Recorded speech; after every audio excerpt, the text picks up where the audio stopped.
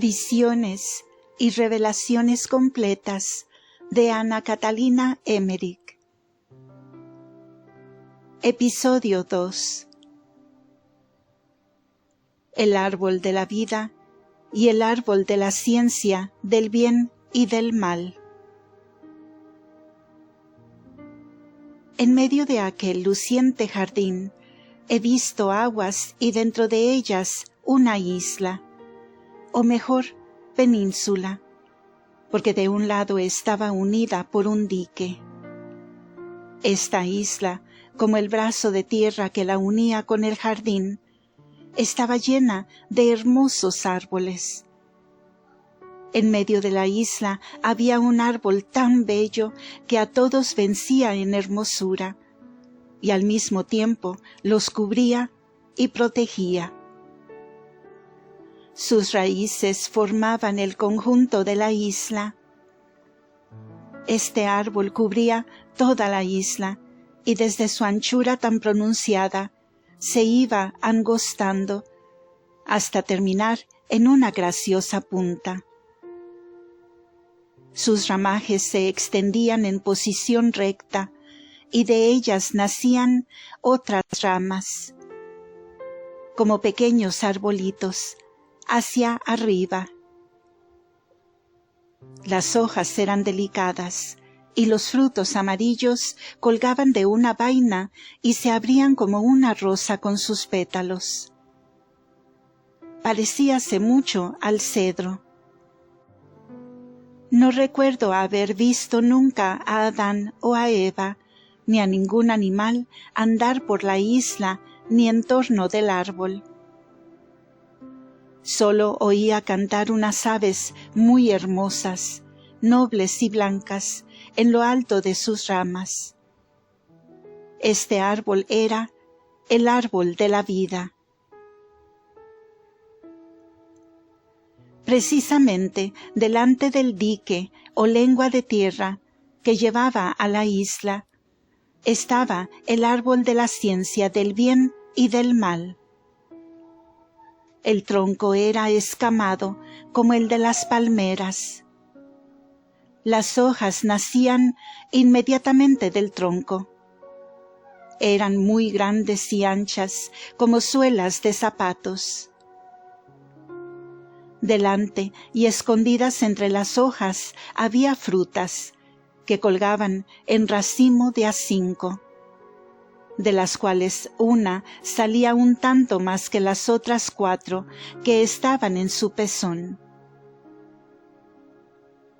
Esta fruta amarilla no era tan parecida a la manzana, sino más bien a la pera o al higo. Tenía 5 nervios o pequeñas ramificaciones. El interior de la fruta era blando, como el de un higo, de color del azúcar quemado, atravesado por nervaduras de color de sangre.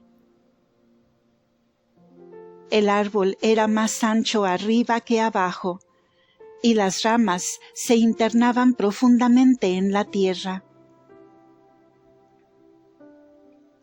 Aún ahora veo esta especie de árbol en los países de clima caluroso. Echa renuevos de sus ramas en el suelo, y las raíces se entierran y salen nuevos troncos, los cuales a su vez vuelven a echar raíces. De modo que estos árboles semejantes a menudo cubren gran extensión de tierra, y bajo su sombra descansan a veces familias enteras de caminantes. Un trecho hacia la derecha del árbol de la ciencia veo una colinita redondeada, como un huevo, cubierta de granitos de un rojo luminoso y toda clase de piedras preciosas de variados colores. Estaba rellenada de formas de cristales preciosos. Alrededor de la colinita había hermosos árboles de una altura tal que se podía estar en ella sin ser observado. También había en torno hierbas y arbustos. Estos arbolitos tenían brotes y frutos, reconfortantes y de variados colores. A corta distancia a la izquierda del árbol de la ciencia, del bien y del mal, había una depresión, un pequeño valle, cubierto de un delicado polvo blanco como niebla, con flores blancas y estambres de frutos. Había variedad de plantas, pero eran más incoloras y más como polvillos que como frutos. Era como si los dos lugares tuviesen una relación íntima, cual si fuese la colinita tomada del valle, o cual se tuviese que llenar el valle con la colinita. Eran como semilla y campo para sembrarla. Los dos lugares me parecieron sagrados. Los he visto resplandecer, especialmente la parte de la colinita. Entre estos lugares y el árbol de la ciencia había varios arbustos y pequeños arbolitos. Todo este conjunto y toda la naturaleza creada parecían transparentes, llenos de luz. Ambos lugares eran las moradas de nuestros primeros padres. El árbol de la ciencia estaba como una división entre ellos. Creo haber visto que Dios les señaló estos lugares después de la creación de Eva. En efecto, al principio no los veía yo frecuentemente juntos. Los veía sin deseos el uno del otro. Se retiraba cada uno a su lugar de preferencia. Los animales eran indeciblemente nobles, cubiertos de un brillo tenue, y servían a nuestros primeros padres. Tenía cada uno su lugar de retiro, según su naturaleza y sus caminos, según sus clases.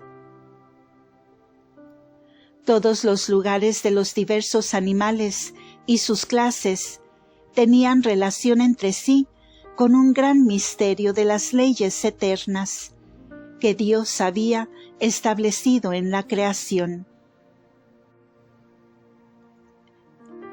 El pecado de nuestros primeros padres. He visto cómo Adán y Eva recorrían por primera vez el paraíso terrenal. Los animales les salían al encuentro y les servían y acompañaban. He visto que tenían más relación con Eva que con Adán. Me parecía que Eva tenía más que hacer con la tierra y con las criaturas de la naturaleza. Ella miraba más hacia abajo y en torno suyo y se manifestaba más curiosa e investigadora. Adán era más silencioso y más dirigido hacia Dios, su Creador, que hacia las criaturas. Entre todas las criaturas había una que, más que las otras, se había aficionado a Eva. Era un animalito indeciblemente agradable, amistoso y halagador. No conozco otro animal en la naturaleza que pueda ser comparado con él. Era completamente liso, delgado de cuerpo, parecía no tener huesos. Sus patitas traseras eran cortas y corría levantado sobre ellas. Nota de pie. Straubinger y otros traducen del hebreo Hanahash por serpiente y Arum por astuto, que podría ser también insinuante. pero no pueden decirnos cómo era ese animal antes de la maldición de Dios y de su condenación de arrastrarse sobre la tierra. Tenía cola terminada en punta que llegaba y arrastraba por el suelo, y arriba, cerca de la cabeza, tenía además 2 pequeñas patitas muy cortas. La cabeza era redonda y de mirar prudente, y mostraba a veces una lengüita muy movible. El color del vientre, del pecho y del cuello era blanco amarillento, y por encima la parte superior más oscuro, casi como una anguila. Su estatura, cuando estaba levantado, era como la de un niño de 10 años de edad. Estaba siempre en torno de Eva, y era tan halagador y zalamero, tan movedizo e interesado en mostrarse y rodear a Eva, que ésta encontraba gran placer en su compañía. Con todo, este animalito tenía para mí algo misteriosamente temible, y aún lo tengo ahora así ante mis ojos. No he visto que ni Adán ni Eva lo tocasen. Había en efecto antes de la caída un gran distanciamiento entre el hombre y los animales. Ni siquiera a los primeros hombres del mundo los he visto tocar a los animales. Y aun cuando los animales eran mansos y más relacionados con los hombres, se conservaban los unos más alejados de los otros. Cuando Adán y Eva volvieron a aquel lugar resplandeciente, apareció una faz luminosa delante de ellos, como la de un hombre noble y severo, de blanca y luminosa cabellera, y me pareció que indicándoles toda la naturaleza se la entregaba y que algo en cambio les mandaba observar. Ellos no se mostraban cohibidos en su presencia y lo escuchaban sin mostrar temor alguno. Cuando este ser desapareció, me pareció que quedaron aún más contentos, más dichosos, y que entendían más y encontraban mayor orden en todo lo que veían en la naturaleza. Sentían un gran deseo de agradecer, y este sentimiento era mayor en Adán que en Eva, que encontraba más contento en su dicha y miraba más a las cosas que al agradecimiento a Dios. Ella no estaba tan abismada en Dios como Adán. Ella tenía más su alma en la naturaleza. Creo que pasearon por el paraíso terrenal 3 veces. He visto a Adán dando gracias y maravillándose de la belleza de la creación, sobre la colinita luminosa donde había estado sumergido en sueño y en visiones, por obra de Dios, cuando fue creada Eva y sacada de su costado.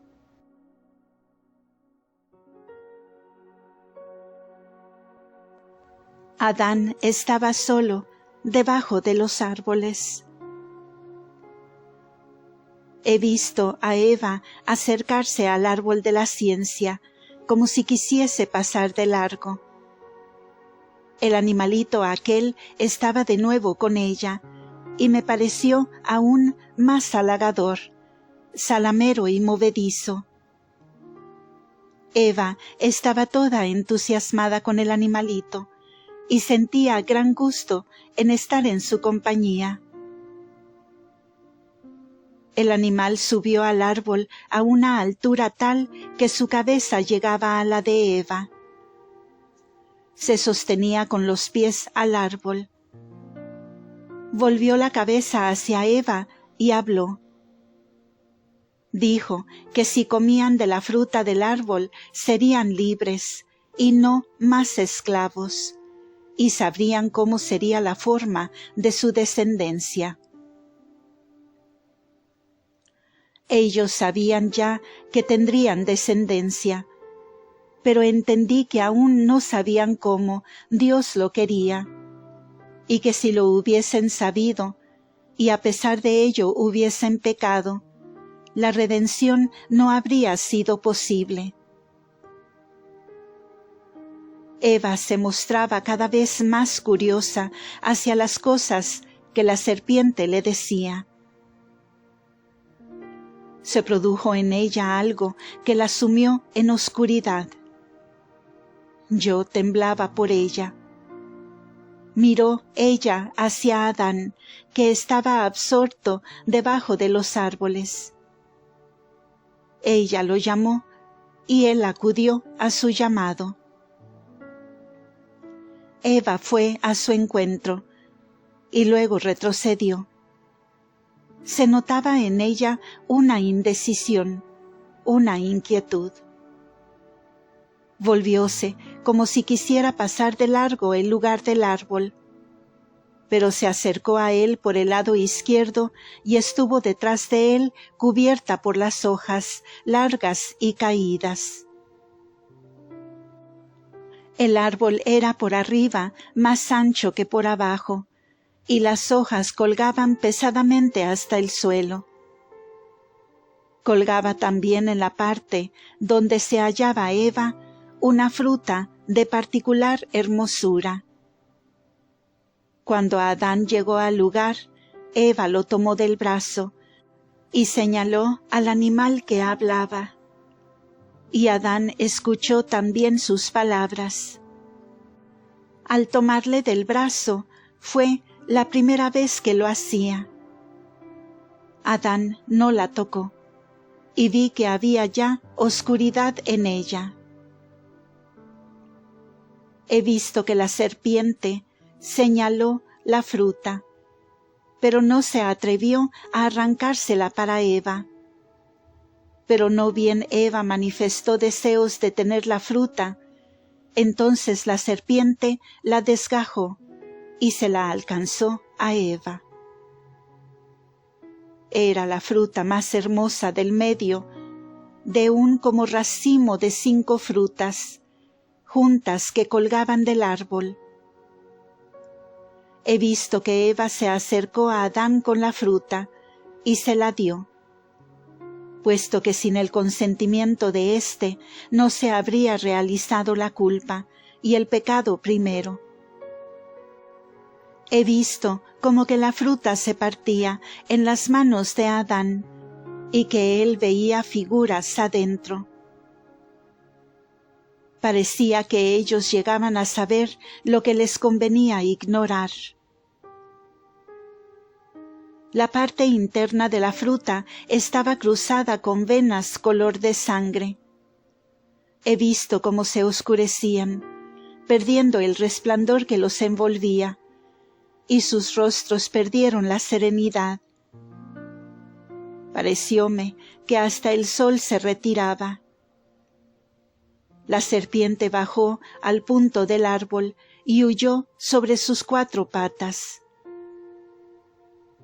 No vi comer la fruta como se hace al presente, con la boca, pero la fruta desapareció de entre las manos. Entendí que Eva ya había pecado cuando la serpiente estaba en el árbol, puesto que la voluntad de Eva estaba ya con la serpiente. Supe entonces algo que no puedo ahora explicar debidamente. Era como si la serpiente fuese la figura y la representación exterior de la voluntad de Eva, como de un ser con el cual pudiesen ellos hacerlo y alcanzarlo todo. Dentro de esta voluntad entró Satán. Por el gustar de la fruta prohibida no estaba aún completo el pecado, pero esta fruta de tal árbol que echa sus ramas en la tierra y reproduce nuevas plantas de la misma especie, que hacen lo mismo luego al hincarse en el suelo. Tiene en sí la significación de un trasplante y de una reproducción de su mismo poder. Y esta reproducción es como un trasplante pecaminoso, apartado de Dios. De este modo se realizó con la desobediencia y con el gustar de la fruta, la separación de la criatura de su Dios, y la reproducción en sí y por sí, y el amor de sí en la naturaleza humana. El hecho de gustar la fruta que tenía en sí esta significación y este concepto, tuvo como consecuencia una reversión, una marcha hacia atrás en la naturaleza, y trajo el pecado y la muerte. La bendición de una descendencia santa y pura en Dios y por Dios, que había recibido a Adán después de la creación de Eva, le fue quitada después de probar la fruta. Yo he visto cómo al dejar Adán su lugar en la colinita para ir hacia Eva, que lo llamaba, se aproximó el Señor por detrás de él y le quitaba algo de su cuerpo. Tuve la persuasión de que de ello debía salir la salud del mundo. Tuve una vez, en la fiesta de la Inmaculada Concepción de María, una visión de Dios sobre este misterio. He visto en Adán y Eva encerrada la vida corporal y espiritual de todos los hombres. Y como por el pecado y la caída fue esta vida corrompida y mezclada, y cómo los ángeles caídos adquirieron entonces poder sobre los hombres. He visto en esta visión cómo la segunda persona de la Santísima Trinidad descendió sobre Adán, y con una especie de cuchillo retorcido le sacaba esa bendición antes que consintiese en el pecado. En el mismo momento he visto salir como del costado de Adán, de donde se le había sacado la bendición, a la Virgen Inmaculada, y remontarse como una nubecilla luminosa hasta Dios en su gloria. Nota de pie. Esto que parece nuevo e inaudito, no lo es. El franciscano Pedro Galatino escribe: Era opinión de judíos antiguos que la Madre de Dios no sólo fue creada en la mente de Dios ab initio y ante sécula, sino que también la materia de ella fue formada en la materia de Adán. Cuando Dios plasmó a Adán, hizo una masa de cuya parte más noble tomó la materia más pura para María, y del residuo o superfluidad formó a Adán. El mismo autor añade: La materia de la Madre de Dios fue creada desde el principio y encerrada en un miembro de Adán. Fue sacado de él y pasando de Adán a Set, de Set a Enoc, a Noé, a Sem, a Eber, a Abraham, a Isaac y a Jacob, llegó hasta Joaquín.